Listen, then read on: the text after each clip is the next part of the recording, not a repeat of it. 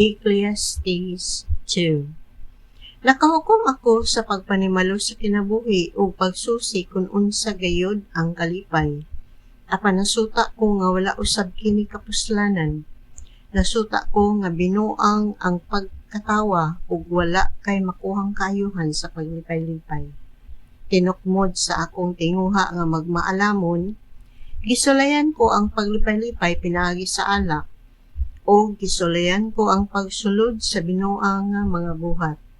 Aron masayran ko kung unsa ang labing maayong butang nga mahimo sa tao, sulod sa mubong panahon sa iyang pagpuyo dinhi sa kalibutan. Nakahimo akog dagkong butang, nagtukod akog mga balay nga akong kapuy-an o nagtanom og mga paras. May mga tanaman ako o kaprutasan. Nagkalot usab akog mga atabay aron ipatubig niini. Nagpalit akog mga ulipon ug may mga ulipon usab ako nga diha mga tawo sa akong balay. Ako ang kinadaghanag kahayupan sa tanang nakapuyo sa Jerusalem. Nanigom usab ako plata ug bulawan nga kinuha ko sa mga panudlanan sa mga hari sa kayutaan nga akong gimanduan. Gilipay ako sa mga awit sa mga lalaki ug babaye, ug naangkon ko ang tanang babaye nga akong nagustuhan. Nahimo gayud akong dungganan ug mas gamhanan pa kay kang bisan kinsa nga nakapuyo sa Jerusalem. Mapuslanon gayud kanako ang akong kaalam. Naangkon ko ang tanan nga akong nagustuhan ug wala ko hikawi ang akong kaugalingon sa kalipay.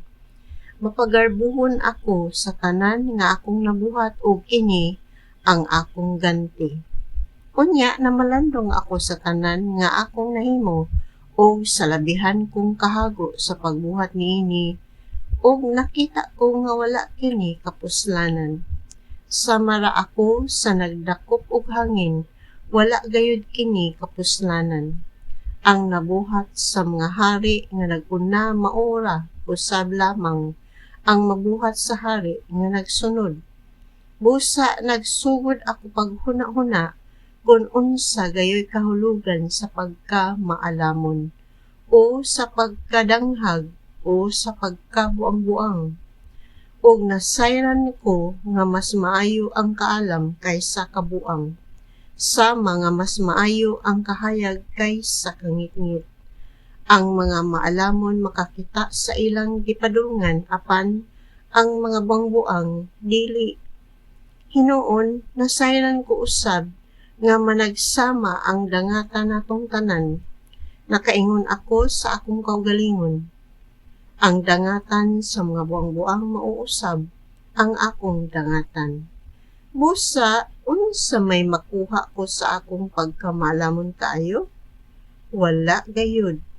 Walay magpabiling mahinumdum sa mga maalamon, ingon nga walay mahinumdum sa mga buang-buang.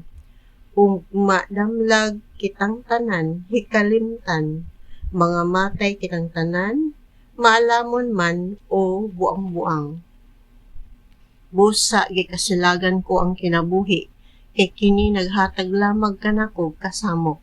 Wala kini kapuslanan, samara ako sa nagdakop og hangin. Walay bili alang kanako ang tanan kong nabuhat, kay nasayod ako nga ibilin ko lamang kini sa akong sumusunod.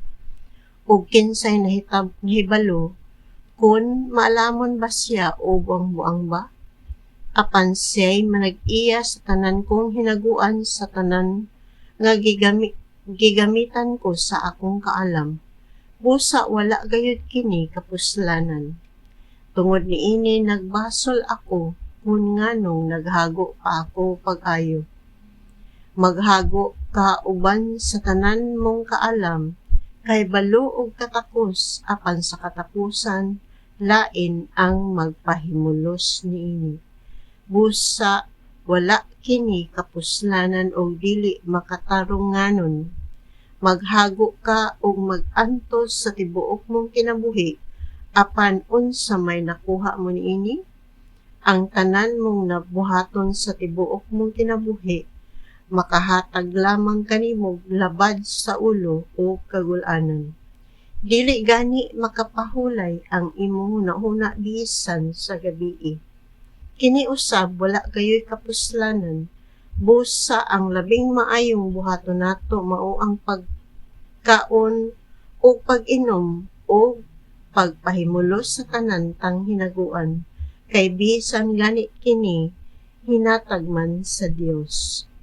Kinsa may naghatag kanimo pagkaon o nagtugot nga magpahimulos ka sa kinabuhi, kadtong gikahimut-an sa Dios, hatagan niya og kaalam, kahibalo ug kalipay, apan ang alaot nga mga makasasala pagtrabahoon niya o magtigom sila aron ang ilang hinaguan ihatag ngadto sa gikahimut-an sa Dios.